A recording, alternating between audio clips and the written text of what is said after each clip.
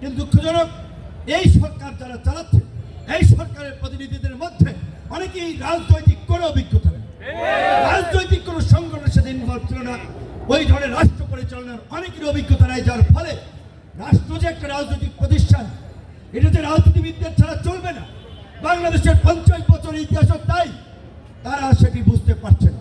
গত 7 বছরের যে ইতিহাস, এজন্যই আমি বলছি এটি বাংলাদেশ নয়, শুধুমাত্র পৃথিবীর ইতিহাসে একটি বিরল এবং দৃষ্টান্তপূর্ণ ইতিহাস। আমরা আশা করি আজকে ছাত্র অধিকার পরিষদের 7ম প্রতিষ্ঠা বার্ষিকীতে যে প্রতিপাদ্য কোটা সংস্কার থেকে রাষ্ট্র সংস্কার, এই ছাত্র অধিকার পরিষদের মাধ্যমে, এই গণ অধিকার পরিষদের মাধ্যমে আগামীর নতুন বাংলাদেশ বিনির্মাণ হবে ইনশাআল্লাহ।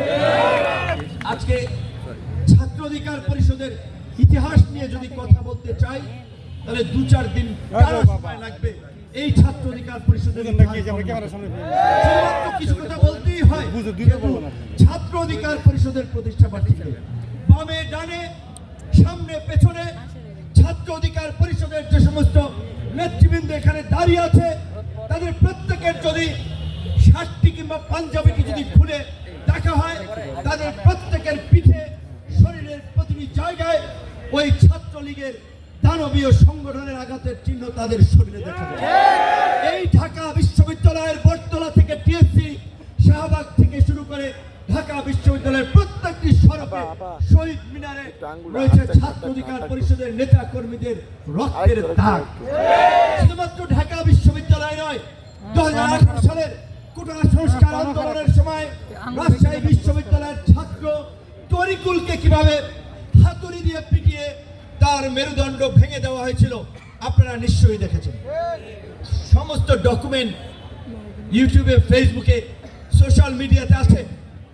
কোটা সংস্কার আন্দোলনের পক্ষে দাঁড়ানোয় রোকেয়া হলের সামনে সংবাদ সম্মেলন করায় তখন শামসুন্নাহার হলের জিএস ছিলেন, বিজনেস ফ্যাকাল্টির শিক্ষার্থী সাফা থেকে শুরু করে লুকনা, লুৎফরনার, লুমা এবং আপনার মরিয়ম মান্নান নামে বেসরকারি একটি শিক্ষা প্রতিষ্ঠানের নারী শিক্ষার্থী কি লাঞ্ছনার শিকার হয়েছে আপনারা দেখেছেন।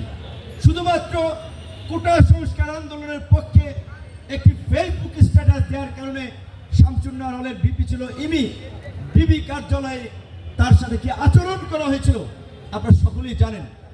এই রকমের পরিস্থিতির মধ্যে দিয়ে ছাত্র অধিকার পরিষদ টিকে ছিল বিধায়, এই লড়াই জারি রেখেছে বিধায় আজকে দ্রুত সময়ের মধ্যে জনগণের কাঙ্ক্ষিত এই গণ অভ্যুত্থান এবং পরিবর্তিত রাজনৈতিক প্রেক্ষাপট, অবশ্যই এই গণ অভ্যুত্থান এবং এই প্রেক্ষাপট তৈরিতে এই দেশের অসংখ্য ছাত্র জনতা নাগরিকদের আত্মত্যাগ এবং স্যাক্রিফাইস রয়েছে।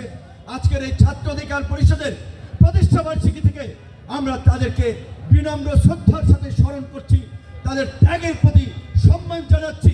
একই সাথে একটি কথা না বললেই না, আমরা সেটা বলতে চাই, যারা যত বড় হবেন তাদের মন মানসিকতা তত উদার হবে।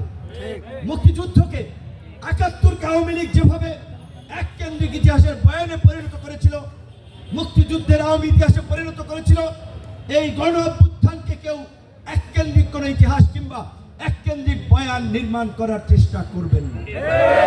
যদি আপনারা করেন সেটা একটা ফাঁসিবাদের নামান্তর হবে, কিন্তু ভুলে গেলে চলবে না। আজকে এই ছাত্র জনতার রক্তের উপর পাড়া দিয়ে আমরা যে এই বাংলাদেশে আছি, আমাদের পরিষ্কার কথা, রাষ্ট্র সংস্কার ব্যতীত আগামীর বাংলাদেশ চলতে পারে না। অবশ্যই সেই পরিবর্তিত নতুন বাংলাদেশ বিনির্মাণ করার স্বপ্ন নিয়ে ছাত্র জনতা রক্ত দিয়েছে। সেই বাংলাদেশ বিনির্মাণ করার জন্য কাঙ্ক্ষিত রাষ্ট্র সংস্কার অবশ্যই করতে হবে। সেক্ষেত্রে ছাত্র অধিকার পরিষদের পক্ষ থেকে যে আহ্বান এসেছে, আমি মনে করি এটি যুগোপযোগী এবং অত্যন্ত গুরুত্বপূর্ণ পদক্ষেপ হওয়া উচিত।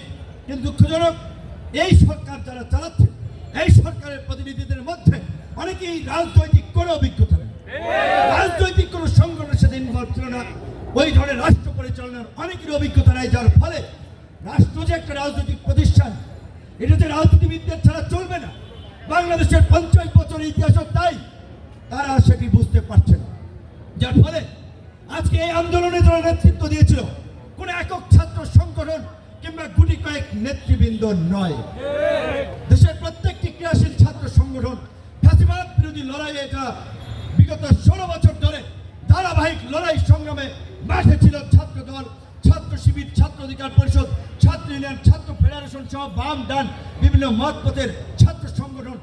এখন পর্যন্ত ছাত্র নেতৃবৃন্দের কাছ থেকে আমি শুনেছি এই কথাটি ছাত্র ফেডারেশনের নেতৃবৃন্দ বলেছে, ছাত্র অধিকার পরিষদ বলেছে, ছাত্র দল বলেছে, অনেক ছাত্র সংগঠন বলেছে যে অভ্যুত্থানকারী ছাত্র সংগঠন সমূহকে নিয়ে একটি জাতীয় ছাত্র কাউন্সিল করা। কারণ এই বিপ্লবের ভ্যানগার্ড হবে, এই বিপ্লবকে সুরক্ষা দেওয়ার জন্য ছাত্র সংগঠন এবং ছাত্র নেতৃবৃন্দই হবে অগ্রসেনানী। কিন্তু আমি জানি না কি কারণে এটি হচ্ছে না। গুটি কয়েক ব্যক্তিকে গ্লোরিফাই করার জন্য কিংবা কোনো সংগঠনকে গৌরবান্বিত করার জন্য, ক্রেডিট দেওয়ার জন্য অন্যদেরকে বঞ্চিত করা হচ্ছে কিনা, নাকি দেশকে একটা সংকটে ফেলার জন্য এই অভ্যুত্থানের নেতৃত্ব দানকারী রক্ত দেওয়া ছাত্র সংগঠন সহ ছাত্র নেতৃবৃন্দকে দূরে রাখা হচ্ছে, আমি সেটা